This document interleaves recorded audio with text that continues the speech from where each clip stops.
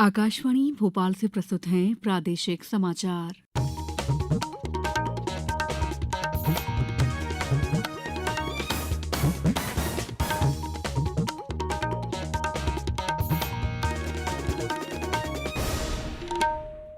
नमस्कार, समाचारों के साथ मैं दीपा सिंह। उत्तराखंड के उत्तरकाशी जिले में सिलक्यारा सुरंग में फंसे श्रमिकों को बाहर निकालने के लिए 800 मिलीमीटर व्यास का पाइप सुरंग के भीतर पहुंचाने का काम जारी है।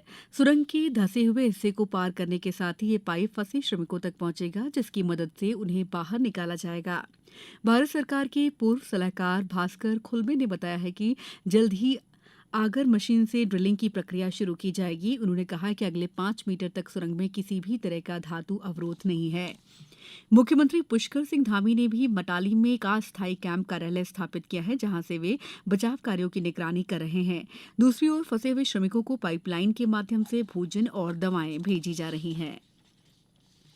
प्रदेश में सभी जिलों में प्रशासन मतगणना की तैयारियों में कोई कसर नहीं छोड़ रहा है।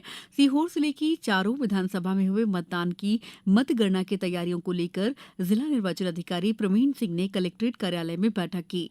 छिंदवाड़ा जिले में कलेक्टर और एसपी द्वारा तहसील कार्यालय परिसर अमरवाड़ा में बनाए गए पोस्टल बैलेट स्ट्रांग रूम का निरीक्षण कर सुरक्षा व्यवस्था का जायजा लिया गया। टीकमगढ़ में विधानसभा चुनाव के बाद पॉलिटेक्निक कॉलेज में स्ट्रांग रूम बनाया गया है। यहां एलईडी की व्यवस्था भी की गई है।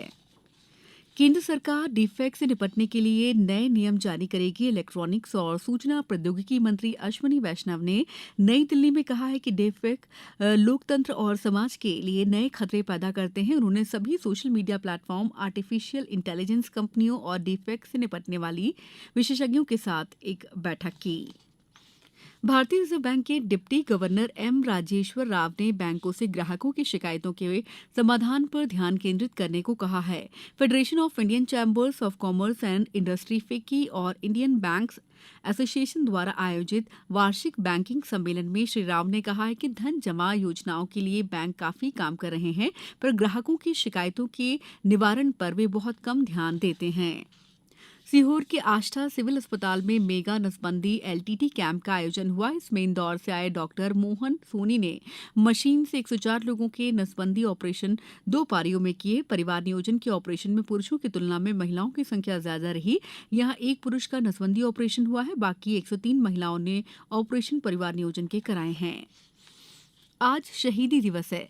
सिखों के 9वें गुरु गुरु तेग बहादुर मुगलों के खिलाफ खड़े हुए और 1675 में औरंगजेब के आदेश पर उनकी हत्या कर दी गई। उन्होंने कमजोरों की सुरक्षा के लिए अपने जीवन का बलिदान करने और लालच पर काबू पाने के लिए आध्यात्मिकता के मार्ग पर चलने का संदेश दिया।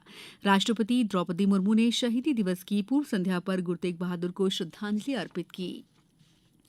छिंदवाड़ा में मध्यप्रदेश यूथ जूनियर सीनियर महिला पुरुष वेट लिफ्टिंग चैंपियनशिप का आयोजन कल से किया जा रहा है। मध्यप्रदेश वेट लिफ्टिंग संघ इंदौर के तत्वावधान में जिला वेट लिफ्टिंग संघ द्वारा स्टेडियम मैदान स्थित खेल भवन में आयोजित किया जा रहा है। जिला वेट लिफ्टिंग संघ के सचिव रविकांत अहिरवार ने बताया कि इस चैंपियनशिप में प्रदेश की विभिन्न जिला इकाइयों के 300 खिलाड़ी और 85 अधिकारी स्पर्धा में शिरकत करेंगे।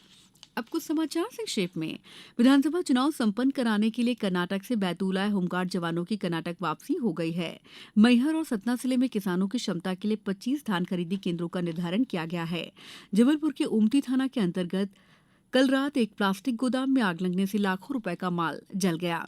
मुरैना जिले में स्कूली विद्यार्थियों की 25 सदस्यीय टीम आज पंजाब के संगरूर जिले के लहरागागा के लिए रवाना हुई। ये टीम यहां आयोजित 22वें राष्ट्रीय बाल आनंद महोत्सव में मध्य प्रदेश का प्रतिनिधित्व करेगी। इस बुलेटिन में इतना ही। दीजिए इजाजत। नमस्कार।